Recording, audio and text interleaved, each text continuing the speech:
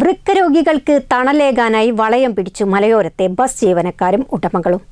തണൽ കൊടുവള്ളി ഡയാലിസിസ് സെന്ററിന്റെ 6ാം വാർഷിക സംഗമത്തോടനുബന്ധിച്ച് കൊടുവള്ളി താമരശ്ശേരി മേഖല ബസ് ഓണേഴ്സ് അസോസിയേഷന്റെ കീഴിലുള്ള ബസ്സുകളാണ് വൃക്ക രോഗികൾക്കായി സേവനയാത്ര നടത്തിയത്. മലയോര മേഖലയിലെ 80ഓളം ബസ്സുകൾ ശനിയാഴ്ച നിരത്തിലിറങ്ങിയത് കൊടുവള്ളി ഡയാലിസിസ് സെന്ററിലെ വൃക്ക രോഗികളെ ചേർത്ത് പിടിക്കാനായിരുന്നു.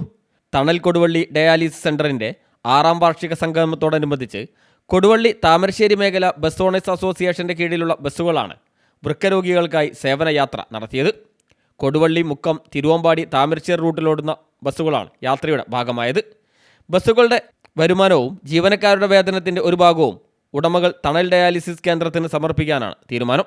ഇന്നത്തെ ഓട്ടം ചാരിറ്റിക്ക് വേണ്ടിയിട്ട്, അതായത് നമ്മുടെ തണൽ ഡയാലിസിസ് സെൻ്ററിന് വേണ്ടിയിട്ട് ബസ് ഫ്രീ ആയിട്ട് ഇന്ന് കൊടുവള്ളി മേഖലയിലുള്ള 80ഓളം ബസ്സുകൾ ഇന്ന് ഫ്രീ ആയിട്ട് സർവീസ് നടത്തുകയാണ്. തൊഴിലാളികളുടെ വീതങ്ങളോട് ഇതിലേക്ക് വെച്ചിട്ട് ഒരു ചെലവിനും എടുക്കാതെ, അതായത് ബസ്സിൻ്റെ മുഴുവൻ പൈസയും കിട്ടുന്ന ഇതിലേക്ക് വേണ്ടിയിട്ട് ഞങ്ങളെല്ലാവരും സമർപ്പിക്കാൻ വേണ്ടിയിട്ട് ഇന്നത്തെ ദിവസം ഞങ്ങൾ ബസ് ഓടുക. ശനിയാഴ്ച സേവനയാത്രയുടെ ഭാഗമാവാൻ സാധിക്കാത്ത ബസ്സുകളും ഞായറാഴ്ചയും തിങ്കളാഴ്ചയുമായി കാരുണ്യയാത്ര നടത്തും. കൊടുവള്ളി ബസ് സ്റ്റാൻഡിൽ വെച്ച് ശനിയാഴ്ച രാവിലെ 8 മണിയോടെ കൊടുവള്ളി സബ് ഇൻസ്പെക്ടർ വിനീതാണ് പരിപാടി ഉദ്ഘാടനം ചെയ്തത്.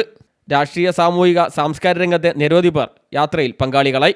രാവിലെ 8 മണിക്ക് ആരംഭിച്ച കാരുണ്യയാത്ര രാത്രി 9 മണിയോടെയാണ് സമാപിച്ചത്. വളയം പിടിക്കാനും ടിക്കറ്റ് നൽകാനും മാത്രമല്ല, രോഗികൾക്ക് സ്വാതന്ത്ര്യമാവാനും ദുരന്തമുഖങ്ങളിലും തങ്ങൾ എപ്പോഴും ഒപ്പമുണ്ട് എന്ന് വയനാട് ദുരന്തങ്ങൾ പോലുള്ള പ്രതിസന്ധികളിലും ഇവർ നമുക്ക് മുമ്പിൽ കാണിച്ചു തന്നിട്ടുണ്ട്. CTV പ്രാദേശിക വാർത്ത, ഓമശ്ശേരി.